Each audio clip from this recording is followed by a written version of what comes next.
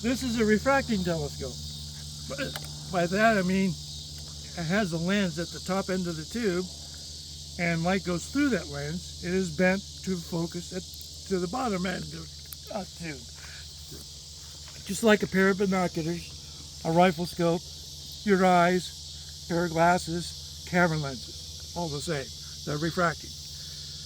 When light is bent, it is called refracting, refraction of light. So that's why it's called that. They were originally invented a long time ago in 1602-ish by Hans Lippershey, who was an optician back in the day. He made little lenses to correct for people's eyesight.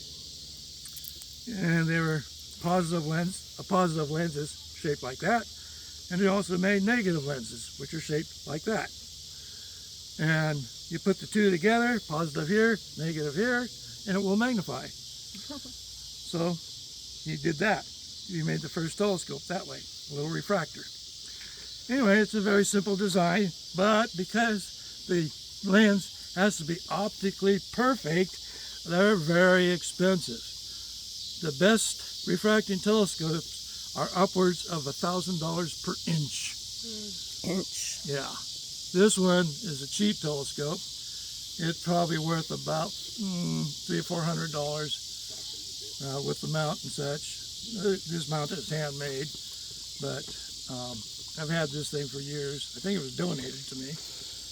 And anyway, it has the eyepiece down here at the bottom end of the tube, standard 1.25 inch. Oh, so that eyepiece you left on there, because the other ones you pulled out. Should we pull that out? No, you can leave it on. Okay. It's small enough, it could be bagged. And so you cinch down and undo that, and you can focus it that way. Focuses really easily. So what you just say undo? This undoes that, so you can move it up like that, or move it down, whatever you want to do. The wing and then nut. you focus it, and then you cinch that up. So it's a real simple design. Okay, and so, but you're doing that to look through, to focus something out there on here. Right. So you just aim it at whatever you want, and then just kind of aim it wherever. And it doesn't have a finder scope; it's sort of its own finder scope, but you know, just a little. It's good for looking at the moon. And so you just move it around and look through it. Yeah. And then you focus it here. Yeah. Well, with this. With this. Okay. Yeah. Well, that's easy. Yeah. That's just standard. Yeah. But still good to have. Yeah. It's a fun little scope. And that we'll call that scope D. Yeah. So we know that. Project the image of the sun with it if you want. You know. Oh. So that's kind of fun. Like how? Do we have to put a lens on that one? Well, no, it's got to be an older lens because it might fry it, you know, so to break it. Oh. You don't want to be looking at the sun straight on through any telescope. You'll go blind instantly. Yeah. So, no, you don't want to do that.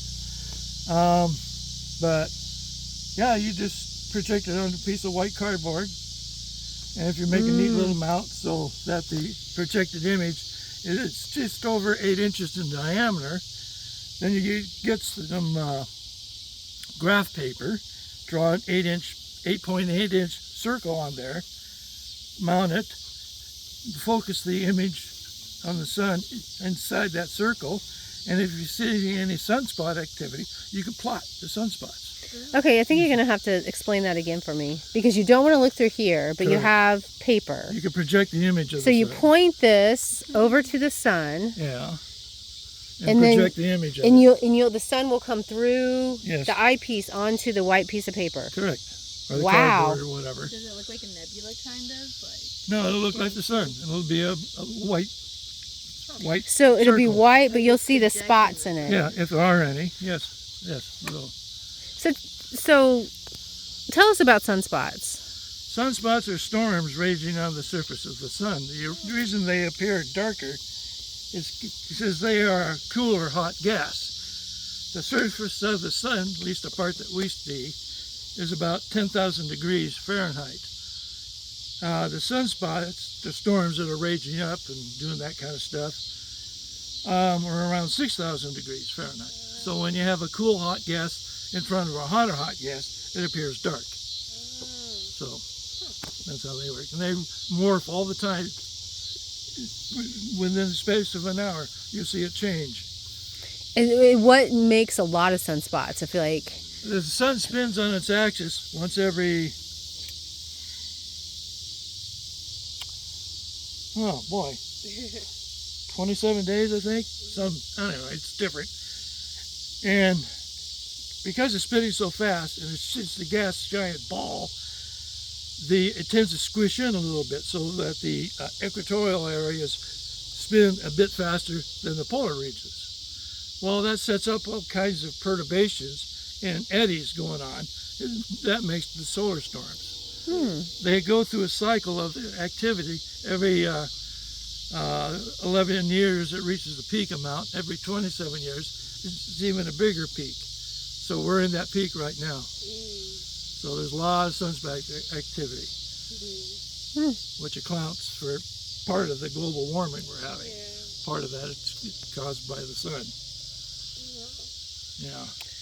all right, beautiful. Thank you for telling us about this telescope D. Yeah.